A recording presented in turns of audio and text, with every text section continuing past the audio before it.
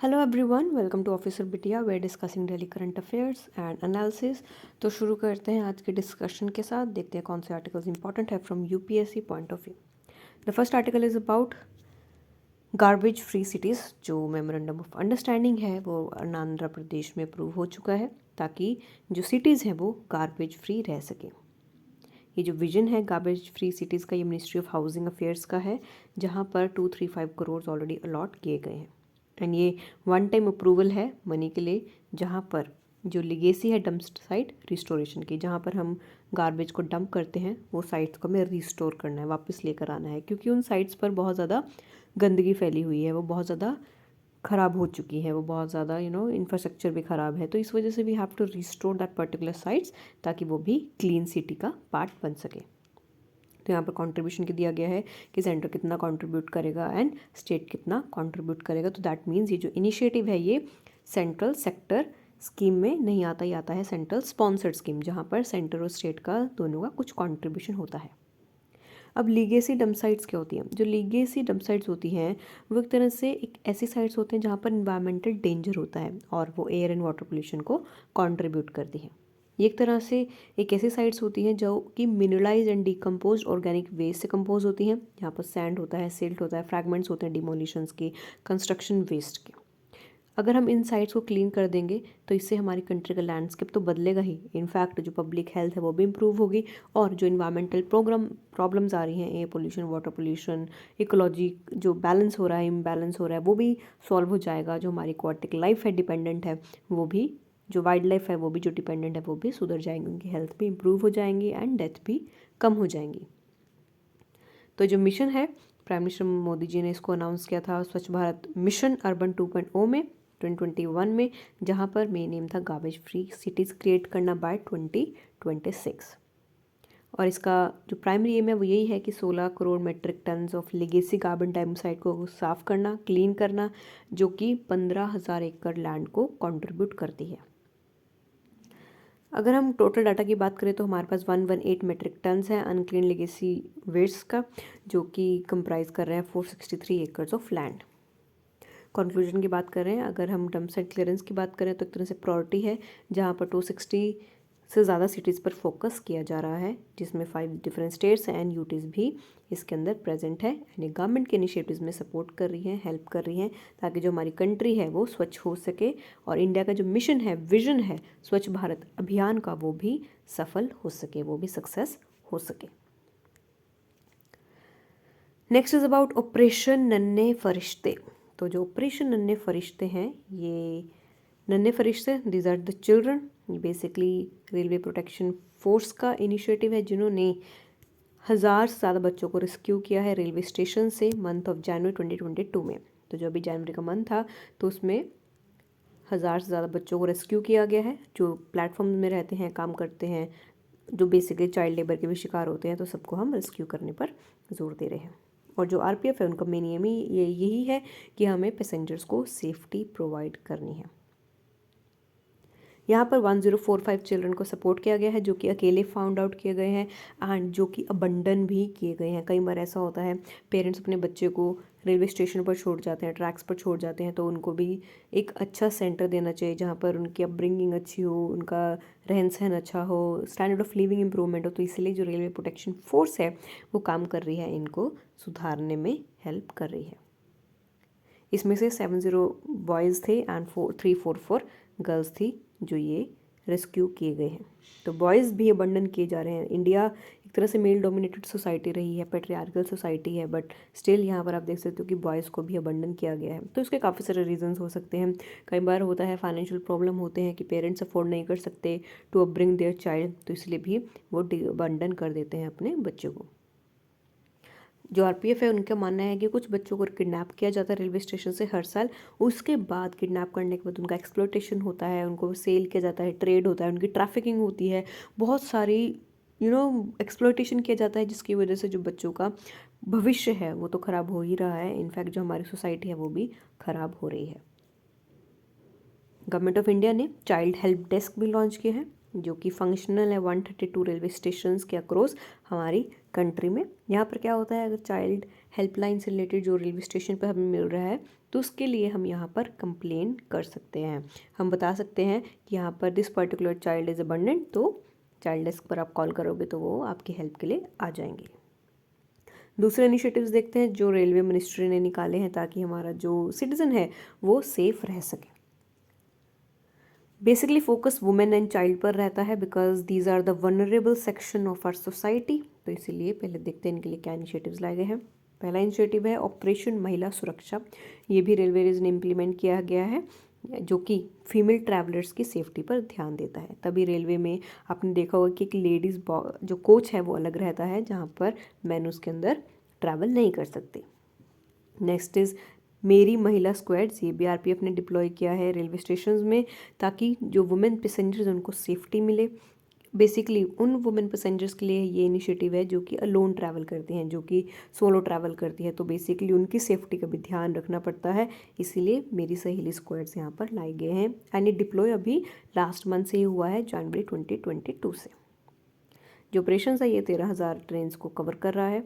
और जो आरपीएफ है वो भी स्ट्रेंथन अप्रहेंड करता है 5% under the charges of molestation and eve teasing, कि अगर किसी महिला का मोलेस्टेशन हो रहा है या ईव टीजिंग हो रही है, छेड़छाड़ हो रही है, तो उन केसेस पर भी ध्यान दिया जाएगा। और जो कंडीशन है, कोई भी अगर चार्ज है वुमेन को कोई परेशान कर रहा है तो that will also be taken care. 2185 people को पकड़ा गया है जो कि लेडीज़ कोचेज़ में ट्रैवल कर रहे थे। तो दीज आर द थिंग जो कि इंडियन रेलवे बहुत गहराई से काम कर रहा है, कोशिश कर रहा है कि वुमेन सेफ्टी इंश्योर की जा सके। नेक्स्ट इज़ अबाउट ऑपरेशन मैत्री शक्ति। जो ऑपरेशन मैत्री शक्ति है, यहाँ पर भी लेडी आरपीएफ पर्सनल को डिप्लॉय किया गया है और ये अपनी बेसिकली ड्यूटी से बाहर जाकर वुमेन जो प्रेग्नेंट है उनका हेल्प करती है एंड कोशिश करती है कि बाय चांस वो लेबर में है तो उनको कोशिश करती है कि ट्रेन से या तो उतार दिया जाए या फिर उनको हेल्थ इमरजेंसी सेंटर में पहुंचाया जा सके। जो लेडीज़ आरपीएफ है वो टोटल स्ट्रेंथ आरपीएफ की 9% को कंट्रीब्यूट करती है। यहाँ पर जनवरी में 7 प्रेग्नेंट वुमेन को असिस्टेंस प्रोवाइड किया गया एंड ऑल्सो उन्होंने चाइल्ड बर्थ में भी हेल्प की। तो इस तरीके से जो आरपीएफ है बहुत ज़्यादा एक्टिव है, प्रोएक्टिव है, वी शुड से जो काम कर रही है। तो ये सब एग्जांपल्स आप मेंस में लिख सकते हो डायरेक्टली, आप इन मिशंस को एक्सप्लेन करने की ज़रूरत नहीं है। महिला शक्ति, वुमेन स्क्वाड्स, मेरी सहेली, ताकि जो एग्जामिनर है उसको लगे कि हाँ आपने पढ़ा है, आपके पास पॉइंट्स हैं। You don't have to explain हर बार कि क्या क्या इनके अंदर क्या काम हो रहा है, बस आपको नेम पता होने चाहिए ऑपरेशंस के, ताकि आपका जो आंसर है बहुत ज़्यादा प्रेजेंटेबल भी दिखे। नेक्स्ट इज अबाउट मिशन जीवन रक्षा।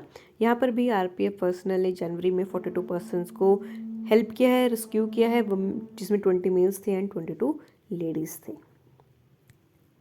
नेक्स्ट इज अबाउट ऑपरेशन यात्री सुरक्षा। तो यात्री सुरक्षा बाय द नेम की जहाँ पर पैसेंजर्स की सेफ्टी पर ध्यान दिया जा रहा है।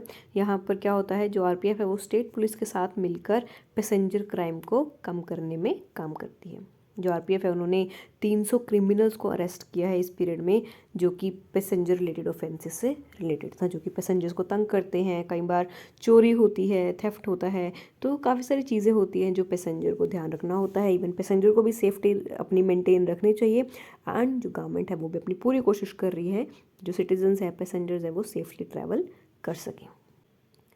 So next is about upper Bhadra project. तो जो कर्नाटका के चीफ मिनिस्टर हैं बसवराज बोम्माई, उन्होंने अनाउंस किया है कि जो अपर भद्रा प्रोजेक्ट है इसको पावर प्रोजेक्ट स्टेटस का नाम दे दिया गया है कि it is a major status project of the state of Karnataka. तो देखते हैं ये अपर भद्रा प्रोजेक्ट है क्या। भद्रा एक रिवर है कर्नाटका की, ये एक सब प्रोजेक्ट है जिसको स्टेटस मिला है। ये एक तरह से नेशनल प्रोजेक्ट है जो इरिगेशन की सिचुएशन को सॉल्व करेगा कर्नाटका स्टेट में। एंड जो स्टेट है उनको 12,500 करोड़ मिलेंगे सेंटर से, जिससे जो एम्बिशियस इरिगेशन प्रोजेक्ट है वो कामयाब हो सके, सक्सेसफुल हो सके। इससे क्या होगा, बेसिकली हम जैसे हमारा रिवर इंटरलिंकिंग प्रोजेक्ट भी रहता है या फिर कोई भी रिवर के ऊपर डैम बन रहा है, हाइड्रो पावर प्लांट बन रहा है, तो बेसिक एम यही रहता है कि जहाँ पर वाटर सरप्लस है, जहाँ पर बहुत ज़्यादा वाटर है, हम वहाँ का पानी कुछ डाइवर्ट करके उस एरिया में ले जाए जहाँ पर वाटर स्केर्सिटी है। ताकि वाटर सरप्लस स्टेट से वाटर स्केर्स एरियाज़ में पानी जा सके, ताकि दोनों ही जो बैलेंस है वहाँ पर मेंटेन हो सके, इरिगेशन फैसिलिटीज़ आ सके और दोनों ही एरियाज़ प्रॉस्पर कर सके। तो बेसिकली एम हमारा ओवरऑल यही रहता है। प्रोजेक्ट के बारे में देखते हैं। ये प्रोजेक्ट लॉन्च किया गया है विद द एम कि यहाँ पर हमें 22515 हेक्टेयर ऑफ लैंड को इरिगेशन करना है। माइक्रो इरिगेशन पर हम ध्यान दे रहे हैं। एंड जो ड्राउट प्रोन डिस्ट्रिक्ट्स हैं कर्नाटका के, दैट इज चित्रदुर्गा, चिक्कामगलुरु, दावणगेरे, तुमकुरू, तो बेसिकली इन पर ध्यान दिया जा सके। यहाँ पर पानी की बहुत कमी है, यहाँ पर ड्राउट जैसी कंडीशन है। ड्राउट मतलब जहाँ पर सूखा पड़ता है, तो इसलिए हम वाटर स्केर्स से यहाँ पर पानी लाने की ज़रूरत कर रहे हैं वाटर सरप्लस रीजन से।